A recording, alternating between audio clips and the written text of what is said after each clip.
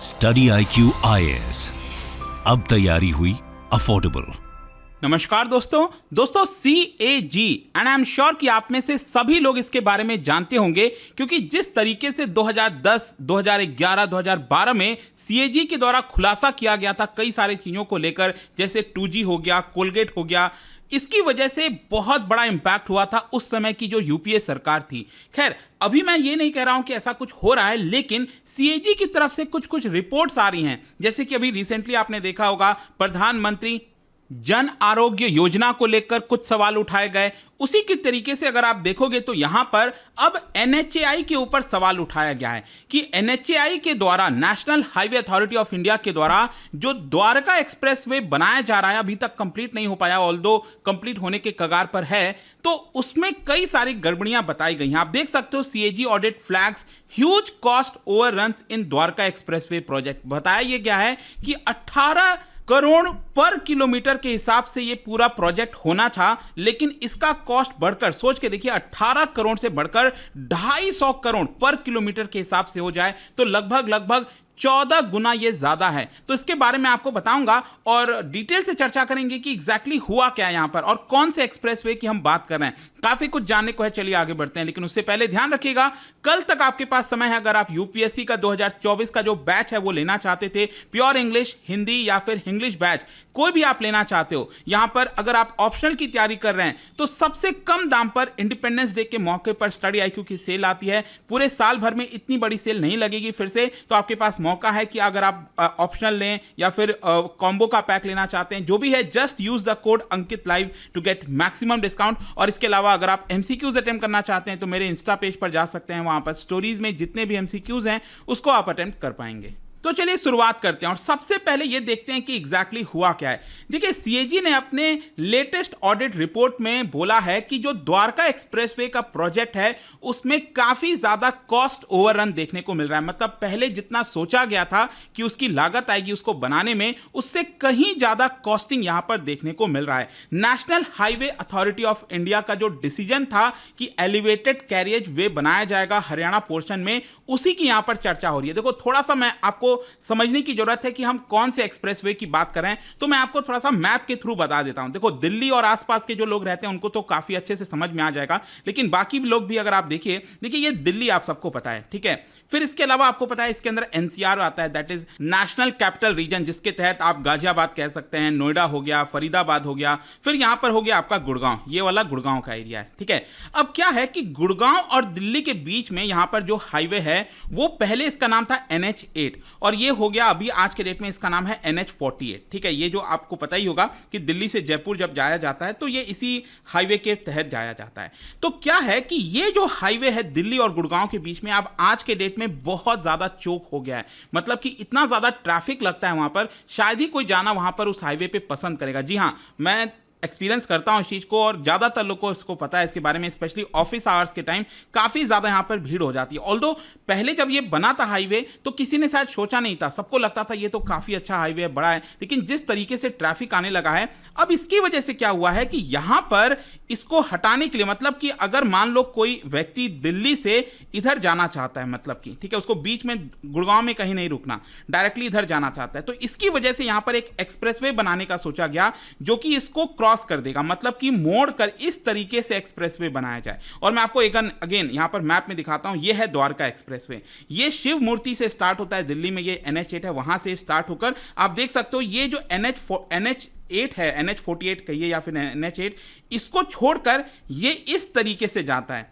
ताकि डायरेक्टली अगर किसी व्यक्ति को यहां पर जाना है, मानेसर की तरफ जाना है, गुड़गांव के इस साइड जाना है, एंड पॉइंट पे जाना है, वो आसानी से जा सके, उसको ट्रैफिक में ना फंसना पड़े। और क्योंकि जैसा कि आप देख सकते हो गुड़गांव आपको पता है हरियाणा के अंदर आता है और दिल्ली तो अपने आप में एक कैपिटल है ही है, तो क्या है कि ये कई सारे पार्ट्स में बताया जा रहा है। ये पूरा द्वारका एक्सप्रेसवे जो मैंने आपको बताया यहां से लेकर पूरा यहां तक, इसकी टोटल किलोमीटर अगर आप देखोगे तो लगभग 29 किलोमीटर के आसपास है, जिसमें से 18.9 किलोमीटर, लगभग 19 किलोमीटर ये हरियाणा के अंदर आता है। ठीक है, और जो बाकी का 10 किलोमीटर है वो आता है दिल्ली के अंदर। तो यहां पर सीएजी को जो रिपोर्ट आई है वो आपको ध्यान रखना है, वो हरियाणा वाला जो स्ट्रेच है ना 19 किलोमीटर का, उसके बारे में है। मतलब कि ये जो हरियाणा के अंदर ये वाला जो स्ट्रेच आ रहा है इसके बारे में है, और ये जो दिल्ली वाला स्ट्रेच है 10 किलोमीटर का, इसके बारे में नहीं है। पहले तो मैं ये क्लैरिफाई कर दूं। और यहां पर सीएजी ने कहा क्या है, सीएजी ने यह कहा है कि हरियाणा वाला जो स्ट्रेच है 19 किलोमीटर का, इसको बनाने का पर किलोमीटर का जो कॉस्ट आना था वो आना था 18.2 किलोमीटर 18.2 करोड़ पर किलोमीटर, जो पहले अप्रूव किया गया था। लेकिन एक्चुअल कंस्ट्रक्शन कॉस्ट अभी जो आया है वो कितना आ रहा है, वो लगभग 250 करोड़ पर किलोमीटर। तो ये आप देख रहे हो इतना बड़ा जो जंप है, इसी की वजह से अचानक से सोशल मीडिया से लेकर हर जगह इसकी चर्चा होने लग गई है। एनएचएआई बेसिकली मैं आपको बता दूं, ये जो एक्सप्रेसवे बनाया गया है it is under Bharatmala program. देखो भारतमाला प्रोग्राम आपको पता होगा, ये 2017 में इसको अप्रूव किया गया था यूनियन कैबिनेट के द्वारा, और ये देश के अंदर कई सारे जो एक्सप्रेसवेज हैं, हाईवेज हैं, उसको शामिल करता है, ताकि देश में आसानी से जो पैसेंजर्स हैं एक जगह से दूसरे जगह जा सकें, गुड्स को एक जगह से दूसरे जगह ले जाया जा सके। तो इसमें इकोनॉमिक कॉरिडोर बनाए जाएंगे, बहुत सारी चीजें हैं। ऑल्दो ये 2022 तक कंप्लीट हो जाना था, लेकिन अभी भी ये चल रहा है, और ये देश का आप कह सकते हो कि second largest highway construction project है, जिसका टोटल किलोमीटर आप देखोगे तो 50,000 किलोमीटर के आसपास के जो हाईवेज हैं वो बनाए जाएंगे, जिसमें जो पहला फेज है 2022 तक का वो था 24,800 किलोमीटर। तो ये आपको ध्यान रखना है कि ये जो द्वारका एक्सप्रेसवे है वो भारतमाला प्रोग्राम के तहत ही अप्रूव किया गया था। अब देखिए, मैंने आपको बोला ना कि जो पहले स्टार्टिंग की कॉस्ट बताई गई थी वो कितना था, 18.2 करोड़ पर किलोमीटर, ठीक है, ये स्टार्टिंग का कॉस्ट था। अब ये किसने अप्रूव किया था, ये अप्रूव किया गया था सेंट्रल गवर्नमेंट के अंदर, जो आपने सुना होगा CCEA होता है, cabinet committee on economic affairs. उन्होंने ये अप्रूव किया था कि इसका कंस्ट्रक्शन कॉस्ट 18 करोड़ पर किलोमीटर के आसपास आना चाहिए। अब क्वेश्चन ये है कि आखिरकार इतना बड़ा जंप कैसे हो सकता है, मतलब कि अब सीएजी ने बोला क्या है वो पहले समझ लेते हैं, ठीक है। सीएजी क्या कह रहा है वो देख लेते हैं। सीएजी का ये कहना है कि ये जो हरियाणा के अंदर जो स्ट्रेच बनाया गया है द्वारका एक्सप्रेसवे का, उसका सिविल कॉस्ट आया है, टोटल कॉस्ट आया है 7,287 करोड़, जो कि पर किलोमीटर के आसपास का आता है 250 करोड़ रुपए पर किलोमीटर। और वहीं जो अप्रूव किया गया था cabinet committee on economic affairs के द्वारा, वो मैंने आपको पहले ही बता दिया, ये था 18.2 करोड़ के आसपास। अब ये जो प्रोजेक्ट है ये बेसिकली बनाया इसीलिए गया था, मैंने आपको बोला कि दिल्ली और गुड़गांव के बीच में जो ट्रैफिक होता है उसको डीकंजेस्ट किया जा सके, वहां से ट्रैफिक डाइवर्ट करके डायरेक्टली लाया जा सके। और हरियाणा गवर्नमेंट ने इसके लिए, मैं आपको बताता हूं, अब देखिए शुरुआत कहां से होता है। मैं आपको बता दूं कि ये जो एक्चुअली कंस्ट्रक्शन होना था ये शायद हरियाणा गवर्नमेंट पहले खुद से करने जा रही थी, और इसके लिए हरियाणा गवर्नमेंट ने जो लैंड वगैरह है वो पहले ही ले लिया था। मतलब कि जो एरिया होता है ना ये रोड बनाने के लिए, जो पहले ऑलरेडी एरिया चाहिए था वो हरियाणा गवर्नमेंट ने पहले ही खरीद लिया था। लेकिन हरियाणा गवर्नमेंट ने क्या किया कि ये जो 90 मीटर राइट ऑफ वे, इसको रोड कहते हैं बेसिकली, जो जगह है ना जहां पर बनाने को चाहिए होता है, जो हिस्सा होता है, तो ये हरियाणा गवर्नमेंट ने कितना लिया, 90 मीटर राइट ऑफ वे। ये बेसिकली एनएचएआई को फ्री में दे दिया, कोई दिक्कत नहीं है। हरियाणा गवर्नमेंट ने ये जो पूरा रोड जो एरिया खरीदा था बनाने के लिए, एक्सप्रेसवे बनाने के लिए, वो हरियाणा गवर्नमेंट को दे दिया। और अब ध्यान से देखिए, इतनी जो चौड़ी एरिया होती है, मतलब इतना चौड़ा एरिया है ना, 90 मीटर कोई कम थोड़ी होता है। आप सोच के देखिए 90 मीटर इतना बड़ा एरिया है, वहां पर आपको एक्सप्रेसवे बनाना है, तो उसका विड्थ तो काफी अच्छा खासा है। और यहां पर बोला गया कि 14 लेन हाईवे बनाया जाएगा, 14 लेन का। देखो 14 लेन हाईवे का मतलब ये होता है कि एक तरफ 7 लेन और दूसरी तरफ 7 लेन, एक ट्रैफिक जाने के लिए 7 लेन होगा और दूसरी तरफ आने के लिए यहां पर 7 लेन होगा। तो काफी चौड़ा रोड का यहां पर प्लानिंग की गई थी कि 14 लेन का हाईवे बनाया जाएगा। इस 90 मीटर का जो एरिया मिला है हरियाणा गवर्नमेंट की तरफ से, एनएचएआई उसको बनाएगी। ऑल्दो मैं बता दूं यहां पर यह भी कहना है कि 14 ले हाईवे बनाने के लिए 70 से 75 meter of right of way काफी है, मतलब उतना लैंड काफी है उसको बनाने के लिए। खैर यहां पर 90 मीटर का जमीन था एनएचएआई के पास, वो आसानी से उसको बना सकती थी। लेकिन सीएजी ने अपने रिपोर्ट में यह कहा है कि for no reason on record, मतलब कि कागज में कोई रिकॉर्ड है नहीं। क्या कारण है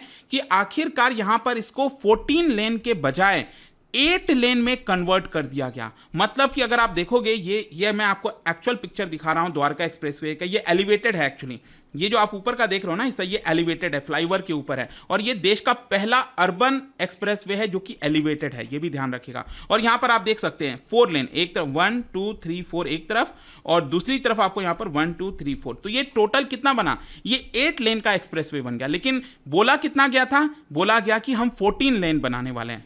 तो यहीं पर सबसे बड़ी गड़बड़ी आ जाती है। अब देखो, अब आप लोग, कई लोग सोच रहे होंगे कि आखिरकार कॉस्ट इतना कैसे बढ़ सकता है, मतलब 18 करोड़ पर किलोमीटर बोला गया, फिर इससे बढ़कर 250 करोड़ कैसे हो सकता है। देखो, एक चीज यहां पर मैं आपको यह भी बता दूं कि जो cabinet committee on economic affairs ने जो अंदाजा लगाया था 18 करोड़ का पर किलोमीटर का, ये एक्चुअली 4 लेन हाईवे के लिए अप्रूवल दिया गया था। 4 लेन हाईवे मतलब एक तरफ 2 लेन और फिर दूसरी जो ट्रैफिक साइड है वहां पर 2 लेन, तो वो 4 लेन के हिसाब से था 18 करोड़। और क्या हुआ कि बाद में अचानक से NHAI ने अपने आप, जी हां, CAG ने कहा है कि NHAI ने अपने आप ये जो पूरा 4 लेन का प्रस्ताव है इसको कन्वर्ट करके 14 लेन कर दिया। और वो 14 लेन जो किया गया है इसी की वजह से, क्योंकि ये 14 लेन सोचा गया कि हम करेंगे, और इसी की वजह से यहां पर 18 करोड़ पर किलोमीटर से बढ़कर ये हो गया है 250 करोड़ पर किलोमीटर। लेकिन गड़बड़ी इसमें यह है कि जब 250 करोड़ रुपए लग ही रहे हैं, तो यहां पर जो 14 लेन का बनाना था हाईवे, उसकी बजाय फिर अब 8 लेन का ही क्यों बनाया जा रहा है।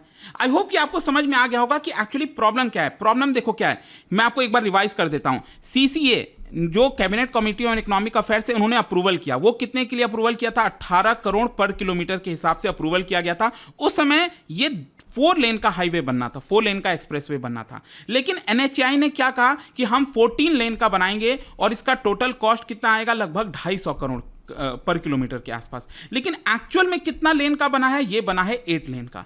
आप समझ रहे हो ना। तो ये यहां पर जो गड़बड़ी पाई गई है वही रिपोर्ट में बेसिकली बताया गया है, और इसीलिए आप देखोगे यहां पर जो CAG है वो बार बार NHAI पर क्वेश्चन बोल रहा है, मतलब कि यहां पर क्वेश्चन रेस कर रहा है कि NHAI में बहुत सारी गड़बड़ियां पाई जा रही हैं। वो कई सारे ऐसे डिसीजन है वो अपने आप से खुद से ले लेता है, जैसे कि अप्रेजल एंड अप्रूवल लेना चाहिए एक पर्टिकुलर कमिटी से, वो उससे लेने के बजाय बाद में अप्रूवल लिया जाता है। अब हो सकता है सरकार अपनी तरफ से कह सकती है कि हम यहां पर प्रोजेक्ट को फास्ट ट्रैक करने के लिए इस तरह की चीजें कर रहे थे, लेकिन CAG ने इसको एज अ गड़बड़ी के तौर पर देखा है। ठीक है, फिर दूसरी तरफ यहां पर एक और चीज बोला गया, आपको पता है दिल्ली मुंबई एक्सप्रेसवे, उसका एक कुछ हिस्सा जो है ऑलरेडी स्टार्ट हो चुका है, उसमें भी यहां पर कहा है CAG ने कि अगले 25 साल तक ये अंडर यूटिलाइज रहेगा।